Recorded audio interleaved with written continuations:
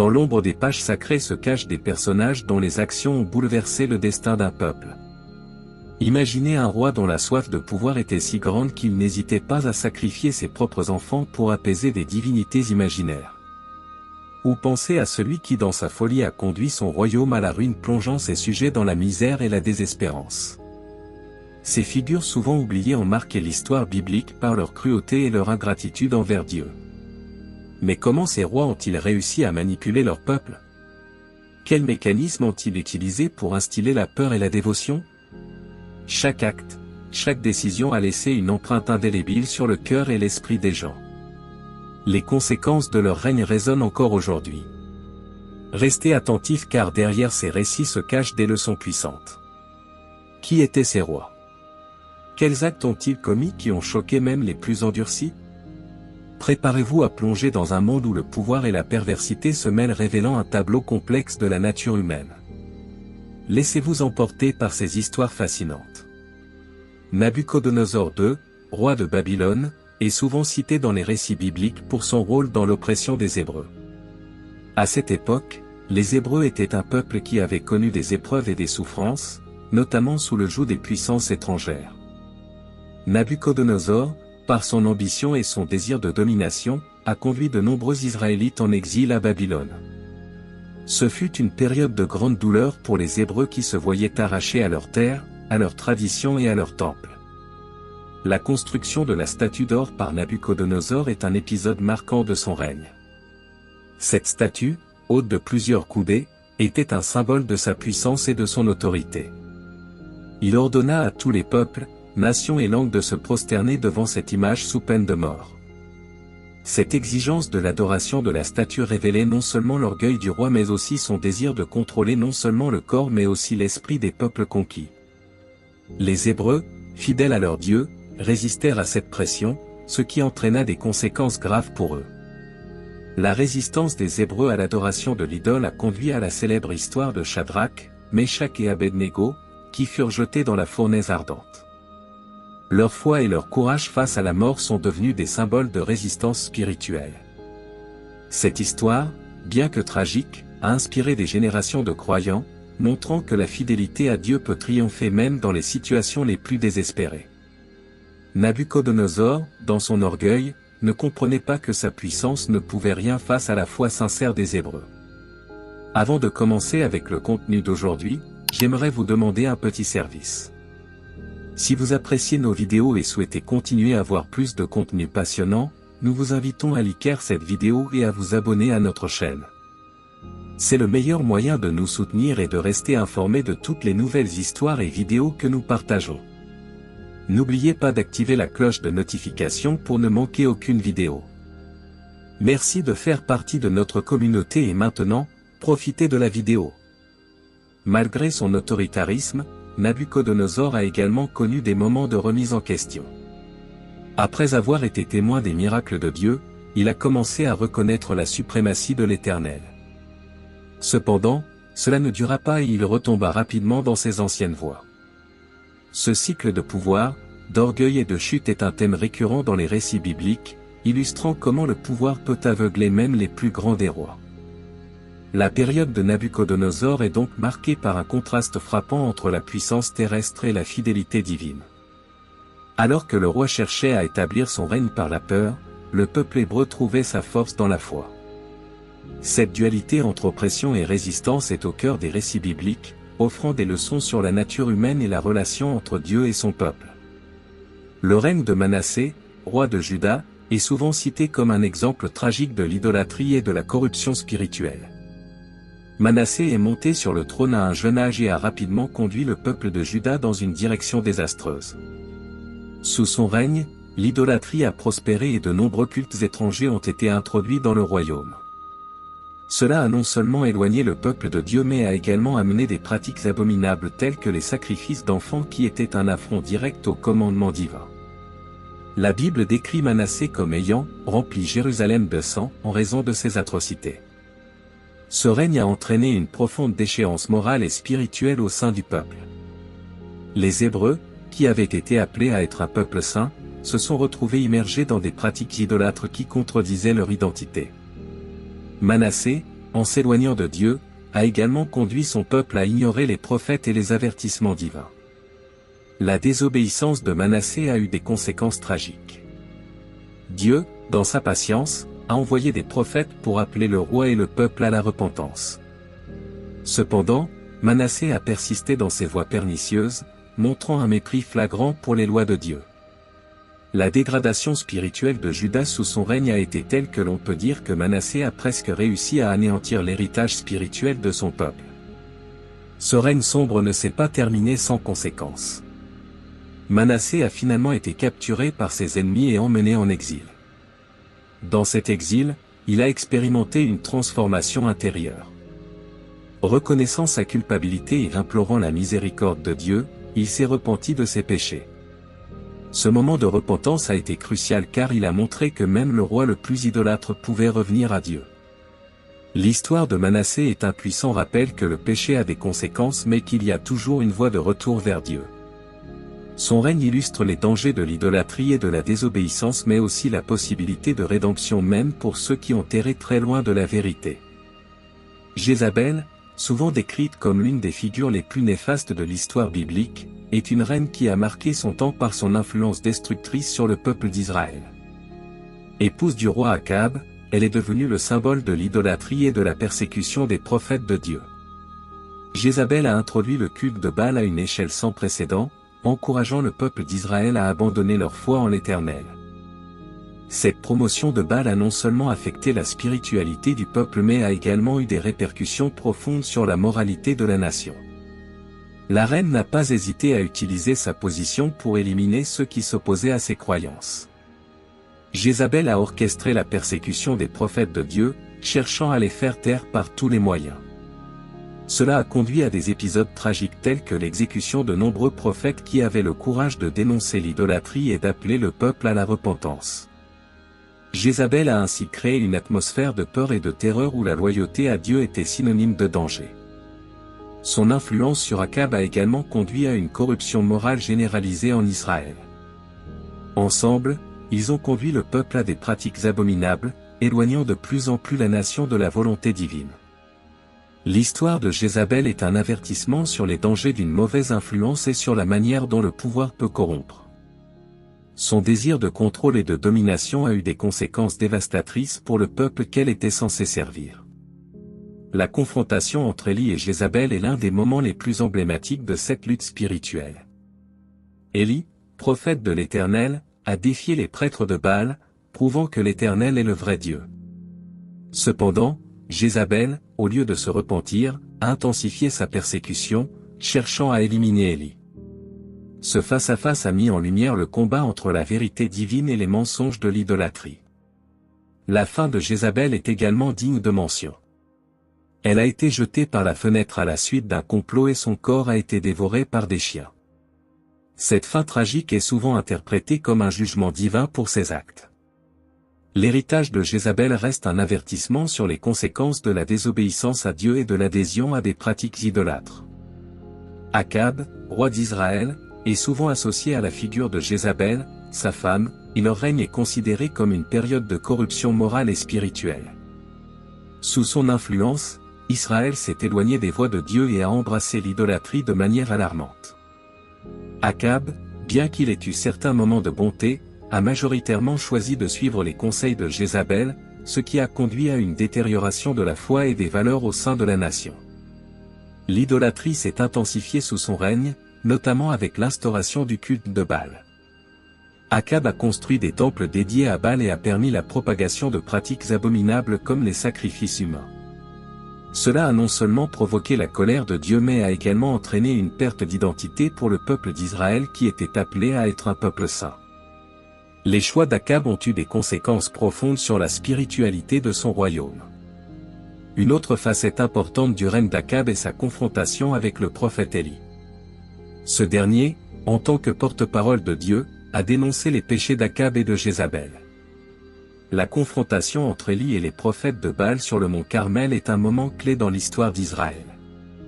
Le roi Saül est une figure emblématique de l'histoire d'Israël, représentant les complexités de la désobéissance à Dieu. Au début de son règne, Saül a été choisi par Dieu pour diriger son peuple, mais sa désobéissance a rapidement sapé cette mission sacrée.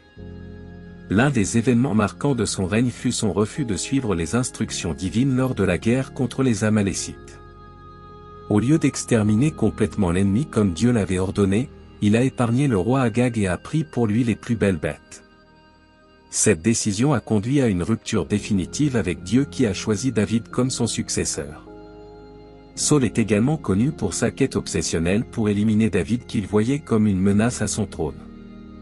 Cette persécution a commencé lorsque David a été acclamé par le peuple après sa victoire sur Goliath. La jalousie et la peur de Saul l'ont poussé à pourchasser David à travers tout le pays, forçant ce dernier à vivre en fugitif. Cette tension entre les deux hommes est emblématique des dangers de l'orgueil et de la désobéissance, illustrant comment le pouvoir peut corrompre même ceux qui étaient initialement choisis par Dieu. La désobéissance de Saul a également des répercussions sur son entourage. À cause de ses actions, il a perdu le soutien de Dieu et par conséquent la loyauté de ses sujets. Ces décisions erronées ont conduit à la désunion et à la division au sein de son royaume. Les conséquences de ces choix se sont étendues bien au-delà de sa propre vie, affectant la stabilité d'Israël pendant des générations. L'échec de Saul est un avertissement sur les dangers de la désobéissance et de l'orgueil. Enfin, la tragédie de Saul se termine par sa propre mort qui résulte d'une combinaison de désespoir et de défaite face aux Philistins. Il meurt au combat mais aussi par suicide, préférant mettre fin à ses jours plutôt que de tomber entre les mains de ses ennemis. Sa mort symbolise la chute d'un roi qui avait un potentiel incroyable mais qui a choisi le mauvais chemin. L'histoire de Saul nous rappelle que la désobéissance à Dieu peut mener à des conséquences dévastatrices tant pour l'individu que pour la communauté. Le règne de Jéroboam est un tournant crucial dans l'histoire d'Israël, marqué par la division du royaume en deux entités distinctes, le royaume d'Israël au nord et le royaume de Juda au sud. Cette division a été le résultat des tensions politiques et des changements de leadership qui ont suivi la mort de Salomon. Jéroboam, ancien serviteur de Salomon, a été choisi par Dieu pour gouverner les 10 tribus du Nord. Cependant, sa peur de perdre le pouvoir l'a poussé à prendre des décisions qui ont eu des conséquences désastreuses pour son peuple. Pour éviter que ses sujets ne retournent à Jérusalem pour adorer au temple, Jéroboam a introduit des cultes idolâtres en Israël. Il a érigé des veaux d'or à Béthel et à Dan, proclamant à son peuple que ces idoles étaient les dieux qui les avaient tirés de l'Égypte. Cette décision a non seulement violé le premier commandement de Dieu mais a également conduit le peuple à s'éloigner de la vraie adoration. Jéroboam a donc placé sa propre sécurité politique au-dessus de la fidélité à Dieu, entraînant le peuple dans une spirale d'idolâtrie. Les conséquences de l'introduction de ces cultes idolâtres ont été profondes. Sous son règne, le péché est devenu endémique en Israël et les prophètes ont commencé à avertir le peuple des conséquences de leur désobéissance. Les injustices sociales et la corruption ont fleuri car Jéroboam a favorisé les pratiques idolâtres au lieu de promouvoir la justice et la droiture. Ce climat de débauche a non seulement affecté la relation entre le peuple et Dieu mais a également conduit à la dégradation morale de la société israélite. La politique de Jéroboam a eu des répercussions durables sur l'histoire d'Israël. La division du royaume a affaibli sa position face aux ennemis extérieurs et a conduit à des conflits internes. L'idolâtrie et la corruption qui ont émergé sous son règne ont pavé la voie à des générations futures de rois qui ont continué sur cette voie destructrice. L'histoire de Jéroboam illustre comment des choix politiques motivés par la peur et l'ambition personnelle peuvent avoir un impact négatif sur un peuple entier. Au final, Jéroboam est un exemple des dangers de l'idolâtrie et de la désobéissance à Dieu. Sa décision de détourner le peuple de l'adoration véritable a non seulement conduit à sa propre chute mais a également entraîné la perte de l'identité spirituelle d'Israël. L'histoire de Jéroboam sert d'avertissement aux leaders modernes, la fidélité à Dieu doit toujours primer sur les intérêts personnels et politiques. Le règne de Roboao, fils de Salomon, est marqué par des événements tragiques qui ont conduit à la division définitive du royaume d'Israël. Lorsque Roboao est monté sur le trône, il a hérité d'un royaume prospère mais également d'une charge importante en raison des lourds impôts imposés par son père. Les anciens conseillers de Salomon ont conseillé à Roboao d'alléger le fardeau fiscal pour gagner la loyauté du peuple. Cependant, Roboao a choisi de suivre les conseils de ses pairs plus jeunes qui lui ont suggéré d'augmenter les impôts. Cette décision a provoqué la colère des Israélites qui se sont rebellés contre son autorité. Les 10 tribus du nord se sont séparées de Juda, formant ainsi le royaume d'Israël sous la conduite de Jéroboam. La division du royaume a eu des conséquences catastrophiques non seulement sur la politique mais aussi sur la spiritualité d'Israël.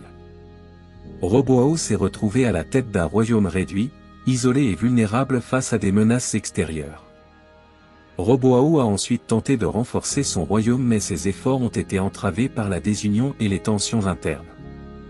Sa gouvernance est souvent associée à des pratiques injustes et à une mauvaise gestion, exacerbant les divisions entre le royaume de Juda et le royaume d'Israël.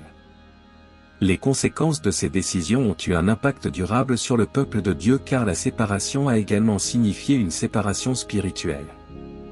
La montée de Roboao illustre les dangers de l'arrogance et du manque de sagesse dans le leadership.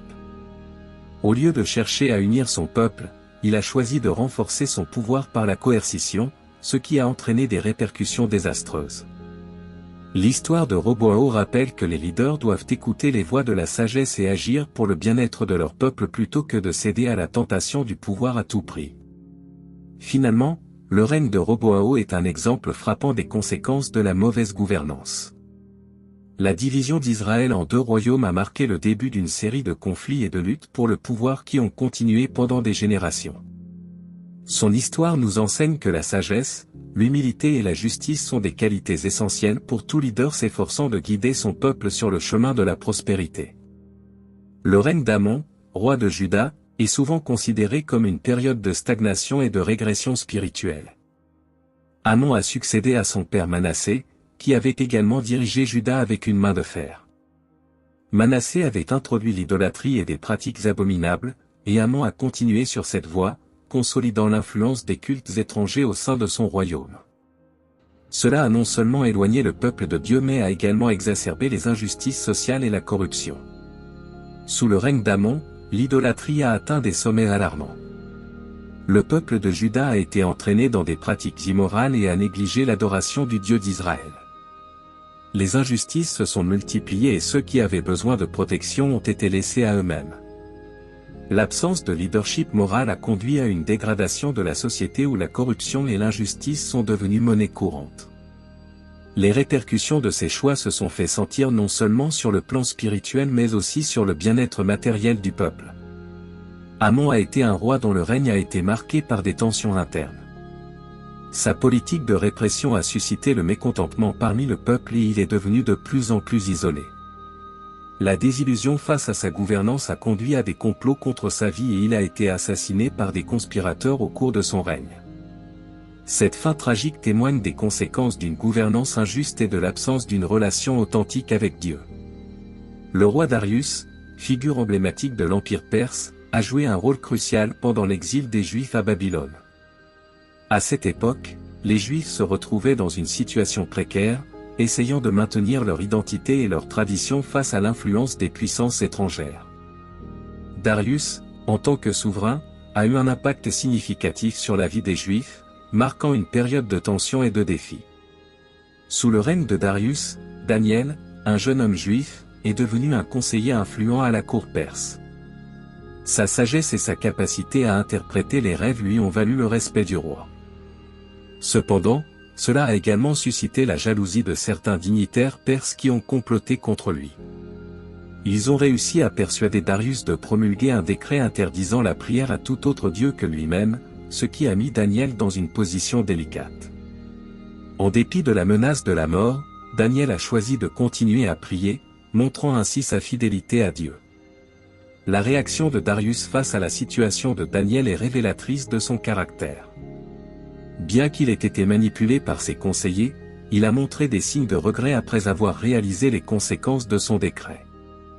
Lorsqu'il a dû jeter Daniel dans la fosse aux lions, Darius était visiblement affligé, exprimant son espoir que le Dieu de Daniel le sauverait. Cette interaction souligne le conflit entre les valeurs du roi et celles de Daniel, représentant ainsi les dilemmes moraux auxquels les dirigeants peuvent être confrontés. En fin de compte, l'histoire de Darius et de Daniel ouvre une discussion sur le pouvoir et la responsabilité. Darius, bien qu'il ait été un roi puissant, a été influencé par les opinions de ses conseillers. Cela nous rappelle que même ceux qui détiennent le pouvoir doivent être vigilants et prendre des décisions éclairées. La foi de Daniel, d'autre part, démontre l'importance de rester fidèle à ses convictions même dans des circonstances difficiles. La période de Darius a également été marquée par des événements qui ont façonné l'avenir des Juifs. Il a permis aux Juifs de retourner à Jérusalem et de reconstruire le Temple, ce qui a été un moment de renaissance pour le peuple. Ainsi, même si son règne a été tumultueux, il a également ouvert la voie à la restauration de la communauté juive, soulignant l'importance de la foi et de la résilience face aux épreuves. Le roi Cyrus, également connu sous le nom de Cyrus le Grand, est souvent célébré pour sa politique de tolérance et de libération des peuples conquis. Son règne a été marqué par un pragmatisme qui a eu des répercussions significatives sur les Hébreux. Bien qu'il ne soit pas considéré comme un roi pervers, ses décisions ont eu des effets ambigus sur le peuple juif, oscillant entre opportunités et défis. Cyrus a été le premier roi perse à permettre aux Juifs d'exercer leur foi librement et de retourner à Jérusalem. Cette décision a été perçue comme une bénédiction par de nombreux Hébreux qui aspiraient à retrouver leur terre natale après des décennies d'exil. En effet, le retour à Jérusalem a été un moment de grande réjouissance, symbolisant un nouveau départ et la possibilité de restaurer leur identité nationale et religieuse. Cependant, la politique de Cyrus n'a pas été sans complications. Bien que les Juifs aient eu la liberté de reconstruire leur temple, ils ont également été confrontés à des défis liés à la réintégration de la communauté dans une Jérusalem en ruine. Les tensions avec les populations locales et la nécessité de rétablir des structures sociales et religieuses ont créé des obstacles importants. Ainsi, le retour à la terre promise a été un processus complexe et tous les Juifs n'ont pas pu ou voulu y participer. La figure de Cyrus illustre également les ambiguïtés du pouvoir. Bien qu'il ait été un roi bienveillant, son expansion territoriale et sa politique de conquête ont entraîné des conflits et des luttes de pouvoir. Les Hébreux, bien qu'ils aient bénéficié de sa politique, ont aussi dû naviguer dans un environnement instable où leur liberté était toujours menacée par des forces extérieures et des rivalités internes. En somme, Cyrus représente l'idée que la politique peut avoir des implications à la fois positives et négatives. Sa volonté de libérer les Juifs a été une étape importante dans l'histoire de leur peuple, mais elle a également mis en lumière les défis inhérents à la réconciliation des identités culturelles et religieuses dans un monde en constante évolution. Le roi Balthazar est souvent associé à la décadence et au mépris des valeurs sacrées. Son règne à Babylone a été marqué par des excès et une arrogance qui ont conduit à des conséquences désastreuses pour lui et pour son royaume. L'un des événements les plus notables de son règne a été la profanation des ustensiles sacrés du temple juif, un acte qui a profondément choqué et indigné le peuple de Dieu. Lors d'un grand banquet, Balthazar a ordonné que les vases d'or et d'argent qui avaient été pris du temple de Jérusalem soient utilisés pour servir du vin. Cet acte de mépris envers les objets sacrés a été perçu comme une insulte directe à Dieu et à la foi des Juifs.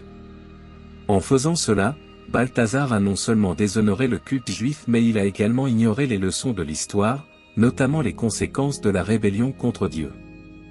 La nuit de cette profanation, une main mystérieuse est apparue et a écrit des mots sur le mur du palais, « Menez, menez tekel farsa ». Ces mots, interprétés par Daniel, ont annoncé la fin imminente du règne de Balthazar. Cela illustre comment le mépris pour le sacré et l'arrogance peuvent mener à la chute. Balthazar, qui avait tout le pouvoir et la richesse, s'est retrouvé face à la réalité implacable de son jugement. La chute de Balthazar est une leçon sur les dangers de la démesure et de l'irrévérence. Son histoire rappelle que les dirigeants, indépendamment de leur statut ou de leur pouvoir, doivent respecter les valeurs et les croyances de ceux qu'ils gouvernent. Ignorer ces principes peut conduire à des conséquences catastrophiques comme l'a démontré la fin tragique de Balthazar. En fin de compte, le règne de Balthazar souligne l'importance du respect, de l'humilité et de la responsabilité morale. Son mépris pour les valeurs spirituelles a non seulement conduit à sa propre destruction mais a également servi d'avertissement pour les générations futures sur les dangers de l'orgueil et de la profanation. Le roi Salomon est souvent salué pour sa sagesse inégalée mais cette même sagesse est devenue à bien des égards un piège pour lui. Salomon, connu pour ses décisions justes et son discernement exceptionnel, a cependant laissé ses faiblesses humaines prendre le pas sur ses qualités. Son mariage avec de nombreuses femmes étrangères, en particulier celles qui adoraient d'autres dieux, a ouvert la voie à l'idolâtrie au sein du royaume d'Israël. En cherchant à renforcer des alliances politiques par le mariage, Salomon a été influencé par ses épouses et a commencé à tolérer et même à encourager le culte d'autres divinités. Ce tournant a eu des conséquences désastreuses pour le peuple d'Israël, qui a commencé à se détourner de Yahweh pour adorer des dieux païens comme Moloch et Baal. Cette infidélité a eu des répercussions profondes sur la relation entre Dieu et son peuple. L'histoire de Salomon met en lumière les dangers de la compromission. Bien qu'il ait été choisi par Dieu pour gouverner et avoir une profonde sagesse, sa capacité à discerner le bien du mal a été obscurcie par ses désirs personnels. Cela nous rappelle qu'une grande responsabilité s'accompagne du pouvoir et que les dirigeants doivent être vigilants pour ne pas sacrifier leurs principes sur l'autel de l'ambition ou du confort personnel. En fin de compte, le règne de Salomon illustre la complexité de la nature humaine. Même les plus sages peuvent tomber dans le piège de l'idolâtrie et de la désobéissance. Cette leçon est pertinente non seulement pour les dirigeants mais pour chacun d'entre nous, nous incitant à rester fidèles à nos valeurs et à notre foi même lorsque nous sommes confrontés à des pressions extérieures. La sagesse de Salomon, bien qu'elle ait été remarquable, a été ternie par ses choix. Cela nous rappelle que la véritable sagesse ne réside pas seulement dans la capacité à prendre de bonnes décisions mais aussi dans la capacité à rester fidèle à nos convictions même face à des tentations. Son histoire est une mise en garde contre les dangers de l'orgueil et de la compromission, soulignant l'importance de l'intégrité et de la foi dans tous les aspects de la vie. Alors, après avoir découvert ces rois perversement fascinants, il est important de se poser quelques questions. Comment ces dirigeants ont-ils réussi à manipuler et à tromper leur peuple? Quels signes auraient pu alerter les fidèles sur les dangers de leur règne? Imaginez un instant vivre à cette époque, entouré par des choix difficiles et des influences négatives. Que feriez-vous pour défendre vos croyances? Ces histoires ne sont pas seulement des récits du passé, elles résonnent encore aujourd'hui. Chaque roi, chaque décision prise, nous rappelle l'importance du discernement et de la sagesse dans nos vies. En effet, les conséquences de ces actions résonnent à travers les âges. Que pouvons-nous apprendre de leurs erreurs? Alors, la prochaine fois que vous entendrez parler d'un roi injuste, rappelez-vous que l'histoire a une manière de se répéter. Quelles leçons pouvons-nous tirer pour notre propre vie? Réfléchissez à cela. Et surtout, restez curieux parce que les histoires bibliques sont pleines de sagesse, d'avertissement et d'inspiration. N'oubliez pas de vous abonner pour ne pas manquer nos prochaines explorations dans ce monde fascinant et souvent troublé des récits bibliques.